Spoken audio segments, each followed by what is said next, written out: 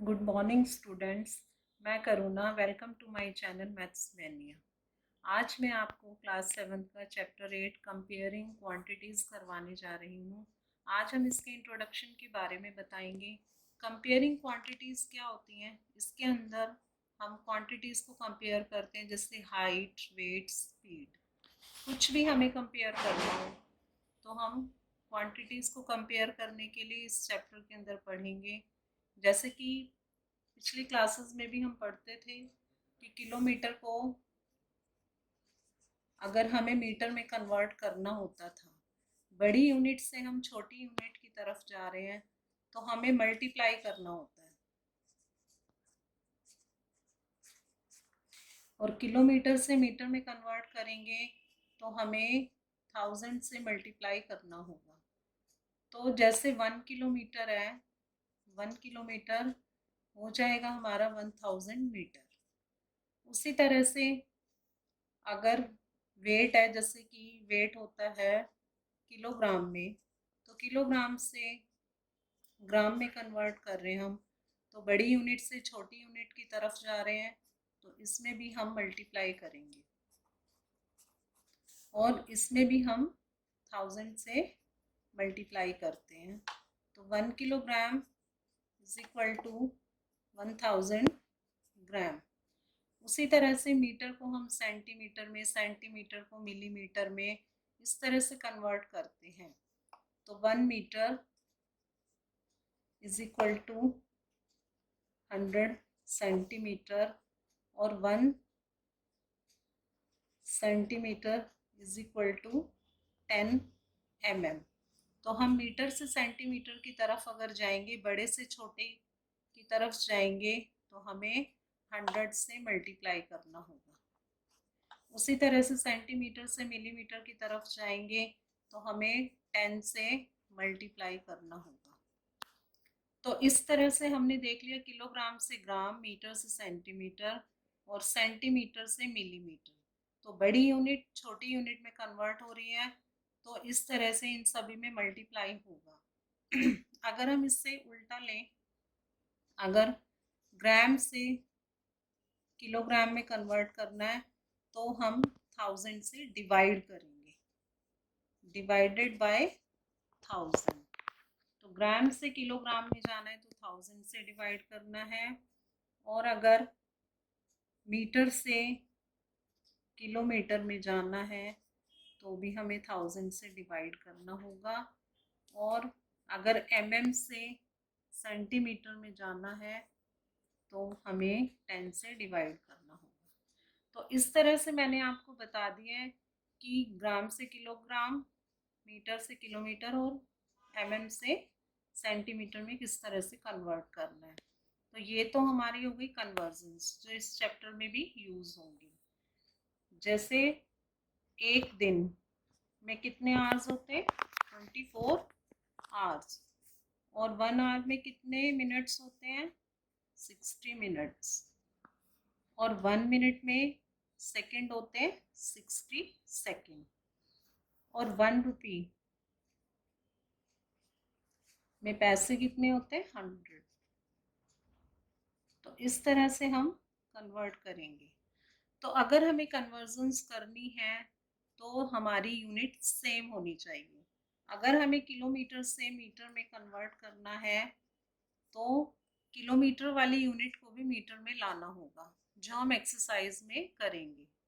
अब मैं अगला बताती हूँ परसेंटेज के बारे में। अगला टॉपिक है हमारा परसेंटेज।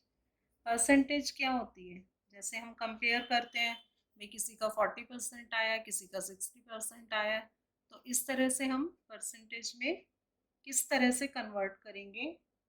अगर हमें फ्रैक्शनल को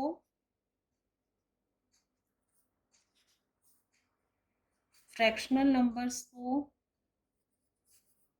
फ्रैक्शनल नंबर टू परसेंटेज इसमें कन्वर्ट करना है, तो मान लिया हमारा फ्रैक्शनल नंबर हो गया 4/5। तो इसको परसेंटेज में कन्वर्ट करने के लिए हम 100 से मल्टीप्लाई करेंगे और परसेंटेज का हमारा साइन हो जाएगा। इसको हमें अगर कट करना है तो ये हो जाएगा 80%। उसी तरह से अगर हमारा डेसिमल है, डेसिमल नंबर टू परसेंटेज, तो इसमें भी जैसे हमारा 0.50 है, ये हमारा डेसिमल नंबर है, इसको हमें परसेंटेज में चेंज करना है, तो हम 100 से मल्टीप्लाई करेंगे, तो 50/100। पहले इसका डेसिमल हटाने के लिए, डेसिमल के बाद 2 डिजिट है तो हम 2 ज़ीरो लगाएंगे 1 के साथ, तो ये हो जाएगा हमारा 50/100। अब ऊपर हम 100 है, इसको इससे कट करेंगे तो ये हमारा आ जाएगा 50%। तो मैंने आपको बता दिया कि किस तरह से फ्रैक्शन नंबर को परसेंटेज में चेंज करना और डेसिमल को परसेंटेज में चेंज किस तरह करना है। अब हमारा है converting percentage to decimal and fractional number. इसके अंदर हम डिवाइड करेंगे, जैसे 25% है, इसको हमें डेसिमल में कन्वर्ट करना है, या पहले फ्रैक्शनल में बताती हूँ 25/100। तो ये तो हमारा फ्रैक्शनल में हो गया कन्वर्ट। जब हमें परसेंटेज को डेसिमल में या फ्रैक्शनल में चेंज करना होता है तो हम 100 से डिवाइड करते हैं, तो 25 को 100 से डिवाइड करेंगे तो 5 5 जा 25, 5 2 जा 10, 0, 5 1 जा 5, 5 4 जा 20, तो ये हमारा आ गया 1/4। तो ये हमारा आ गया फ्रैक्शनल नंबर। अब अगर हम इसे डेसिमल में कन्वर्ट करें 1/4 को, तो क्या करेंगे, 4 से 1 को डिवाइड करेंगे, 0.0, ये आ जाएगा हमारा 0.25। तो इस तरह मैंने आपको बता दिया कि परसेंटेज से फ्रैक्शनल नंबर में कैसे कन्वर्ट करना है और डेसिमल में कैसे कन्वर्ट करना है। तो हम एक्सरसाइज में ये सब इम्प्लीमेंट करेंगे। अब हमारा अगला टॉपिक है रेशियो से परसेंटेज में चेंज करना, रेशियो टू परसेंटेज। मान लिया हमारा रेशियो है 2:1। हम पहले भी पढ़ते थे जब रेशियो होता है तो इन दोनों को ऐड किया, 2 + 1 हो गया 3, और इसको अगर हमें परसेंट में चेंज करना है तो 2/3 टोटल, 2 के नीचे इसका टोटल 3 आएगा, परसेंटेज में करना है तो 100 से मल्टीप्लाई कर देंगे, तो ये हमारा हो जाएगा 200/3%। उसी तरह से 1 है, दूसरा रेशियो 1/3 इंटू 100%, तो ये हमारा हो जाएगा 100/3%। तो इस तरह से रेशियो से परसेंटेज में हम चेंज करते हैं। जैसे कि कई बार क्वेश्चन आता है कि 3 फ्रेंड्स हैं, उनके बीच में 500 रुपीज़ हैं, वो हमें डिस्ट्रीब्यूट करने हैं, और रेशियो है हमारा 2:3:5। 2:3:5 हो गया, और हमें 500 रुपीज़ हैं वो डिस्ट्रीब्यूट करने हैं, तो हम उसमें इन तीनों का टोटल हो जाएगा 10, और फिर वही 2/10 इंटू 500, 3/10 इंटू 500, और 5/10 इंटू 500। तो इस तरह से हम अलग अलग इनकी जो है पता चल जाएगा हमें कि किस तरह से हमने इनके बीच में डिस्ट्रीब्यूट करनी है, पैसे किस तरह से डिस्ट्रीब्यूट करने हैं। तो इस तरह से ये 100 आ जाएगा, ये 150 आ जाएगा, और ये 250। इन तीनों का सम है 500 होना चाहिए, अगर है तो ये तरीका ठीक है। अब हमारा अगला टॉपिक है इक्विवेलेंट रेशियो। जैसे कि हमारा रेशियो है 1:2 एंड 2:3। अब इसको हम कैसे शो करेंगे, 1/2 एंड 2/3। इस तरह से क्वेश्चन अगर आएगा तो हमें पहले जो इनके डिनोमिनेटर है उनको सेम करना पड़ेगा, तो इसका डिनोमिनेटर सेम बनाने के लिए अगर हम इसका एलसीएम लें तो 6 आएगा, तो 1/2 LCM of 2 and 3 is equal to 6. तो 1/2 मल्टीप्लाई 1/3 इज इक्वल टू आ जाएगा 1/6। और दूसरा है इसका आएगा 2/3 multiply 2/3 multiply 1/2 is equal to, रोक दो,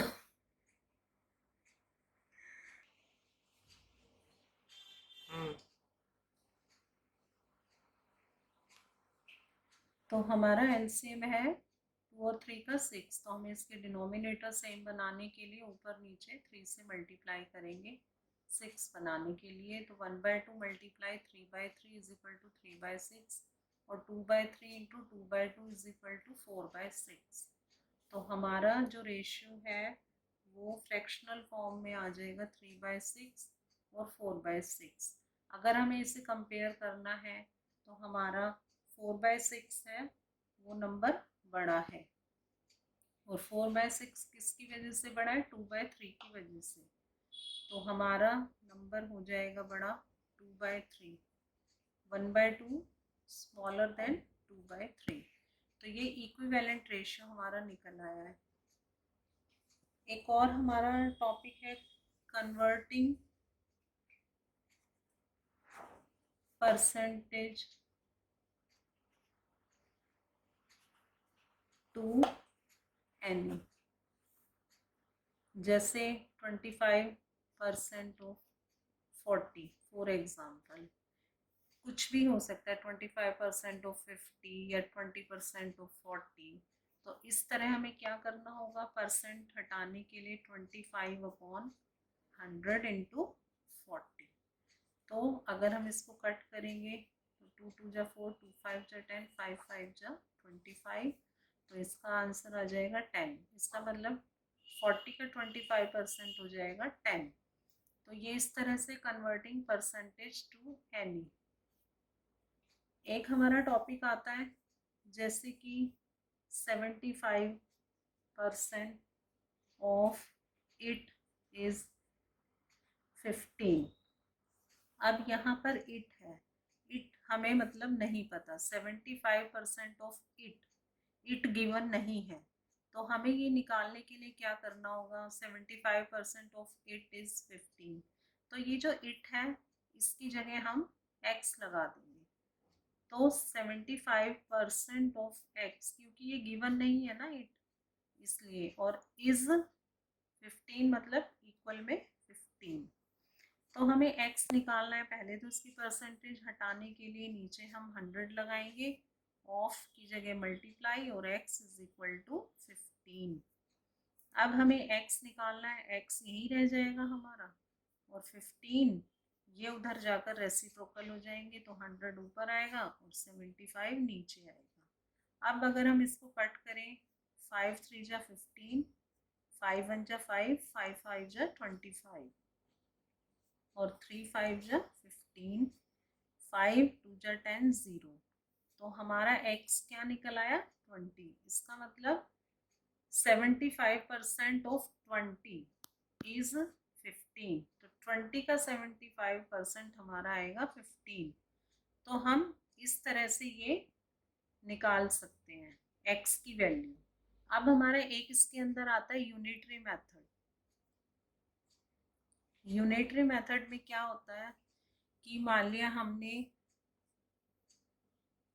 100 रुपीज़ के कॉस्ट, 100 रुपीज़ के हमने 10 पेन्स लिए हैं। The cost of 10 pens is equal to ₹100। 10 pen की कॉस्ट है हमारी 100 रुपीज़। अब हमें 15 पेन्स की कॉस्ट निकालनी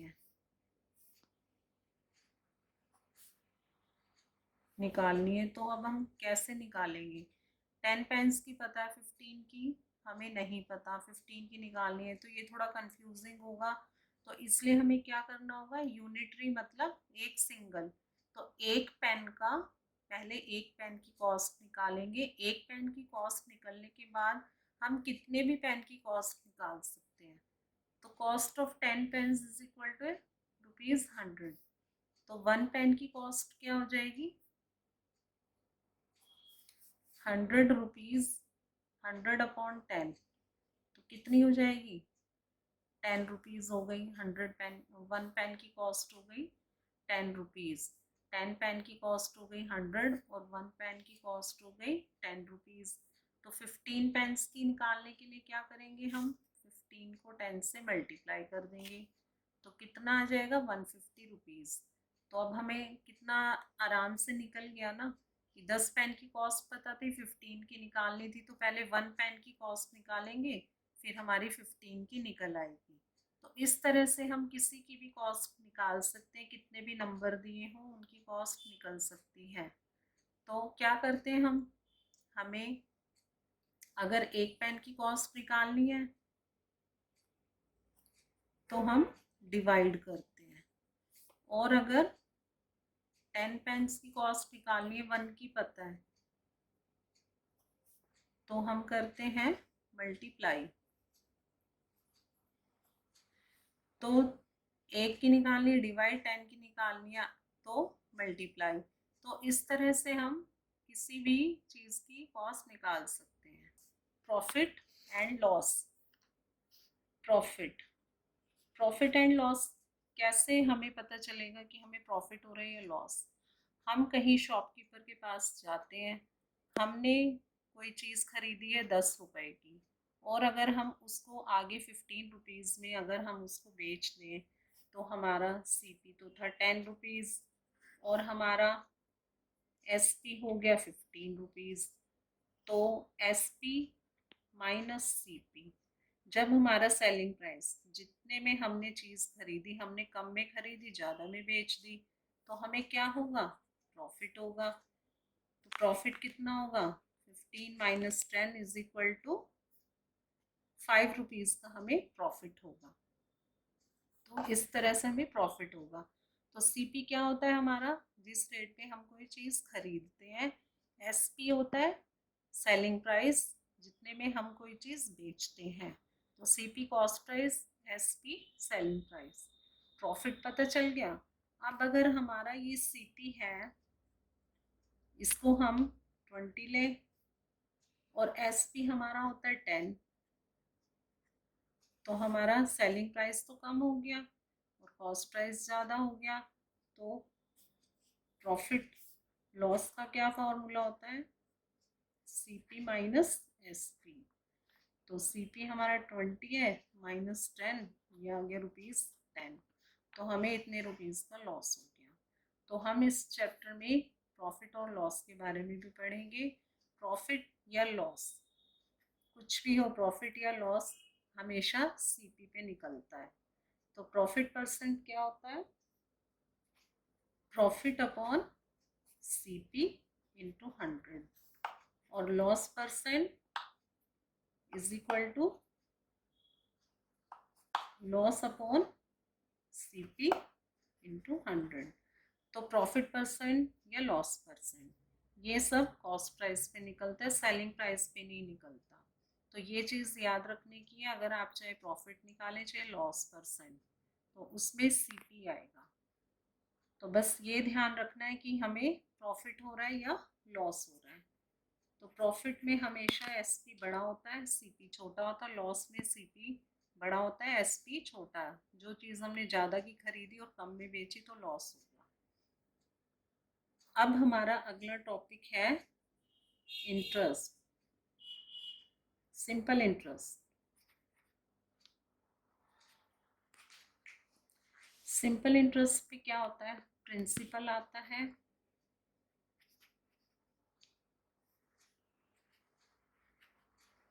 इंटरेस्ट आता है और अमाउंट आता है। तो प्रिंसिपल क्या होता है? मान लिया हम बैंक में जाते हैं और हमने लोन लिया, तो जो लोन होता है वो हमारा प्रिंसिपल होगा। अब हमें कुछ एक्स्ट्रा पैसे, जब हमें वो वापस करना होता है तो हमें कुछ एक्स्ट्रा पैसे देने होते हैं, तो वो हमारा इंटरेस्ट होता है। लेकिन जब हमें पूरे पैसे वापस हमें करने होंगे तो ये होता है अमाउंट। तो ये अमाउंट जो होता है ये प्रिंसिपल प्लस इंटरेस्ट। ये इसमें कंफ्यूजन होती है बच्चों को, प्रिंसिपल और इंटरेस्ट को हम ऐड करेंगे तो हमारा अमाउंट निकलता है। तो इसमें हमें क्या ज़रूरत होती है, एक तो टाइम और एक रेट। मान लिया आपने 500 रुपीज़ लिए हैं, बोरो किए हैं बैंक से, तो हमें 2 साल बाद वो पैसे वापस करने होंगे। तो हम उसका इंटरेस्ट निकालने के लिए फॉर्मूला लगाते हैं, simple interest P multiply R multiply T upon 100।